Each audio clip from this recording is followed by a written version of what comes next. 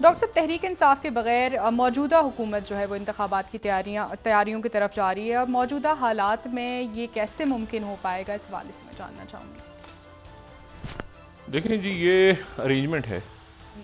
हुकूमत तो ज़ाहिर है हुकूमत है, लेकिन एक अरेंजमेंट सर।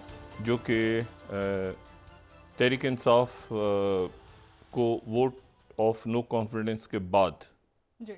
जो कि तरतीब पाया, दो तीन आरात थी उस वक्त। एक ये थी कि इंतखाबात की तरफ चला जाए फ़ौरन, एक ये थी कि कुछ अरसे इंतज़ार किया जाए, और फिर उसमें मई में भी शायद बात आई थी कि इलेक्शंस की तरफ चला जाए। बारह वो चलते चलते मामला जो है वो अब आ गया, और अब जो है वो तहरीक इंसाफ के जो तमाम अहम कायदीन हैं वो सियासी मंजरनामे से इस वक्त गायब हैं, जी। और उन पे ज़ाहिर है कि आने वाले दिनों में मुकदमात चलेंगे, सजाएं होंगी, क्या होगा वो हमने देखना है। लेकिन उसके साथ ही अब क्योंकि अभी तक जिस चीज़ ने जोड़ के रखा था, जोड़ के रखा हुआ था इन पीडीएम। तमाम पार्टीज़ को, जो मुख्तलिफ ख्याल पार्टीज़ थी। देखें, जो मैं हमेशा कहता हूँ ना कि जैसे पीएनए बनी थी तो पीएनए बनी थी कि भुट्टो साहब का इक़्तिदार चला, जब भुट्टो साहब चले गए तो पीएनए ख़त्म हो गई। इसी तरह से ज़ियाउल हक साहब के खिलाफ एमआरडी बनी थी, ज़ियाउल हक गए तो फिर एमआरडी ख़त्म हो गई। मतलब वो अलायंस किसी वजह से बनता है, वो जब वजह किसी जब वजह ना रहे तो फिर वो अलायंस अपने आप ख़त्म हो जाता है। जी। तो अब चूंकि अच्छा, उसको ख़त्म करने में जैसे ज़ियाउल हक साहब का जो हुकूमत थी उसको ख़त्म करने में एमआरडी का की कुर्बानियाँ तो थी, एमआरडी का रोल नहीं था कोई। मतलब वो तो जहाज़ क्रैश हुआ ना, तो उसके नतीजे में ज़ियाउल हक साहब दुनिया से चले गए, वरना तो ज़ियाउल हक साहब तो बैठे रहते ना बहुत अरसा, उनके खिलाफ पब्लिक सड़कों में नहीं थी। हम्म। अच्छा, अब इसको मुशर्रफ साहब के दौर से हम डिफरेंट तस्वुर कर सकते हैं, जहाँ पे एक अदलिया बहाली तहरीक थी, और उससे पहले 2006 में एक चार्टर ऑफ डेमोक्रेसी हुआ था, लेकिन 2007 में वो ऊपर नीचे हो गया था, क्योंकि पाकिस्तान पीपल्स पार्टी ज़ाहिर है कि एक मफाहमत का मामला उनका चला था मुशर्रफ साहब से, बाकी सब हिस्ट्री है। अब ये कि जब वो ख़त्म, जब जनरल मुशर्रफ चले गए तो फिर वो ख़त्म हो गया। अच्छा, उसके बाद जो है वो कोई जैसे ही कोई इनको इकट्ठा करने वाली फोर्स नहीं होती तो फिर ये टकराते हैं आपस में। जैसे कि आप देखें कि नवाज शरीफ साहब और सरदारी साहब। जरदारी साहब टकरा, ये अदलिया बहाली तहरीक, मेमो गेट, ये सारे हम्म। इशूज थे ना। लेकिन फिर जो इकट्ठे हुए तो वो हुए कि तहरीक इंसाफ सामने आ गई, उनके चेयरमैन आए तो फिर सब जेल हुए। और बहुत बड़ा रोल था उस धरने में पार्लियामेंट का, और उस पार्लियामेंट में पीपल्स पार्टी ने उसको जताया बाकायदा कि आप तो आते ही नहीं थे। आप याद करें ना खुर्शीद शाह साहब की तकरीर और इत्तेजाज हसन साहब की तकरीर, जो उन्होंने कह रहे हैं कि आप तो आते ही नहीं थे, ये तो हमने हमारी वजह से अब आपको जरूरत पड़ गई ना पार्लियामेंट। खूब उन्होंने कोसा, और बिल्कुल मुस्लिम लीग नून खामोश होके, बिल्कुल खामोश होके दो तीन दफा खड़े होने की कोशिश भी की थी चौधरी निसार साहब ने, लेकिन वो नवाज शरीफ साहब ने कहा था बैठ जाओ इस वक्त सुन लो, तो पार्लियामेंट ने उस वक्त एक रूल पे किया था।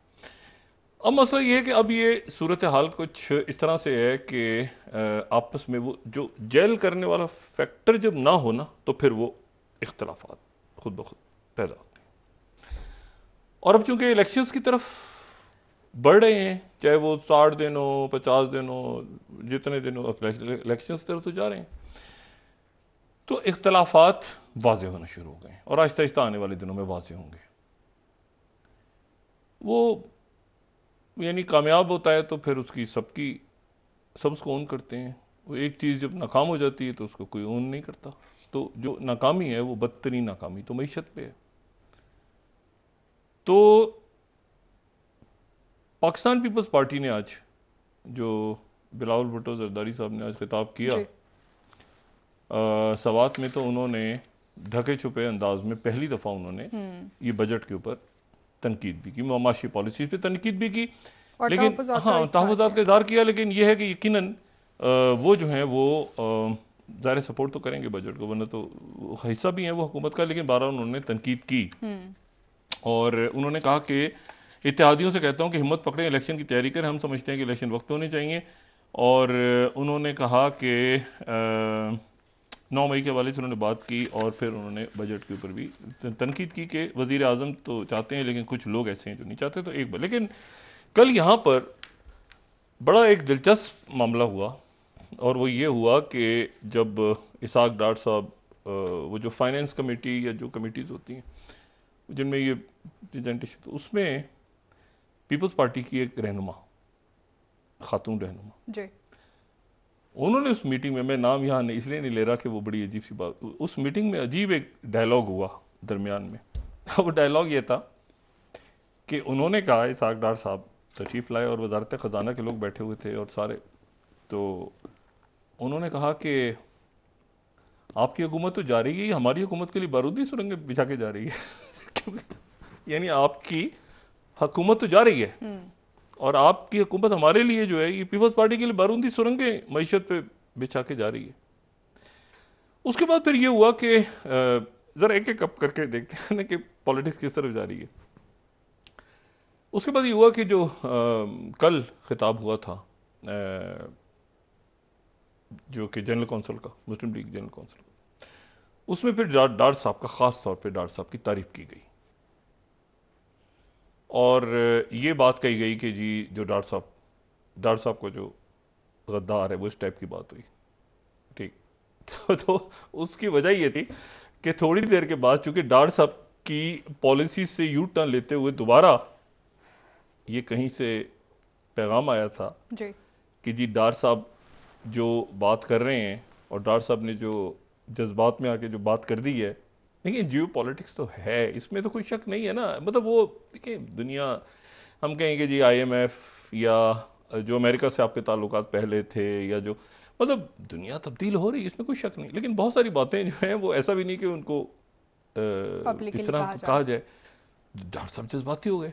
अच्छा, डार साहब ने कहा कि साजिश हो रही है, यानी हर थोड़े अरसे के बाद डोनाल्ड लू कहीं से निकल के आ जाता है, साल के साल आता है डोनाल्ड लू और हुकूमत के खिलाफ साजिश करते हुए गायब हो जाता है। तो डार साहब का मकसद यही था कि हमारे खिलाफ साजिश हो रही है और ये जो है ये साजिश के तहत जो है हमारी गड़बड़ सारी कर दी गई है।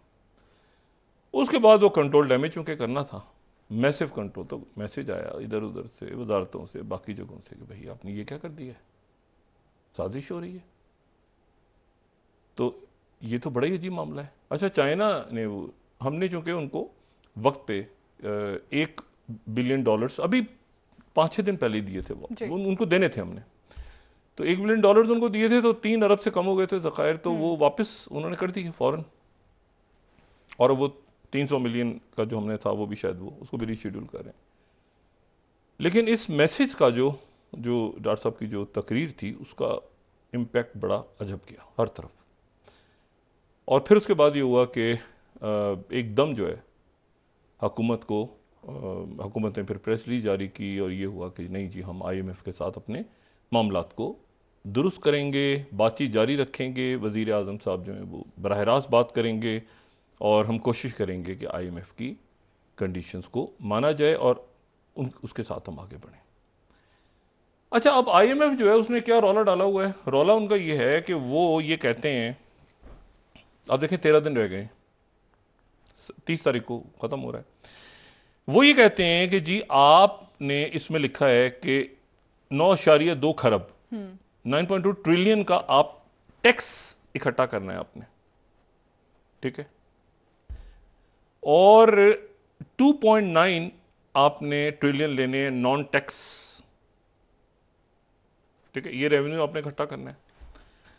और वो ये कहते हैं कि इस साल आपने हमें कहा है कि 9.2 ट्रिलियन इकट्ठा करना है, पिछले साल आपने 7.2 कहा था और इकट्ठे नहीं कर पाए थे, तो इस साल 9.2 कैसे करेंगे? और पिछले साल आपने नॉन टैक्स में कहा था कि 1.6 ट्रिलियन इकट्ठा करेंगे और आप नहीं कर पाए थे, और इस साल आप कह रहे हैं कि 2.9 इकट्ठा करेंगे। ये तो फिगर्स ही आपकी, ये रेवेन्यू कहां से, ये लोग कैसे देंगे,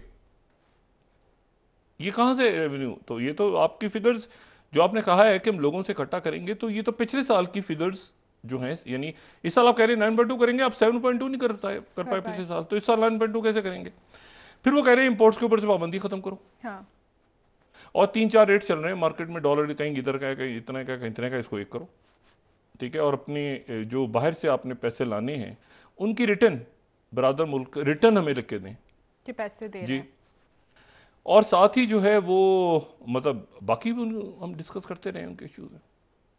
अब या तो अच्छा, अब उसके बाद ये हुआ कि शहबाज शरीफ साहब ने अब फिर उसके बाद राब्ता दोबारा बहाल हुआ और इसके ऊपर हटो बचो पॉलिसी इख्तियार की IMF के साथ, और ये कहा गया कि अब दोबारा इस तरह की बात नहीं होगी, ठीक है।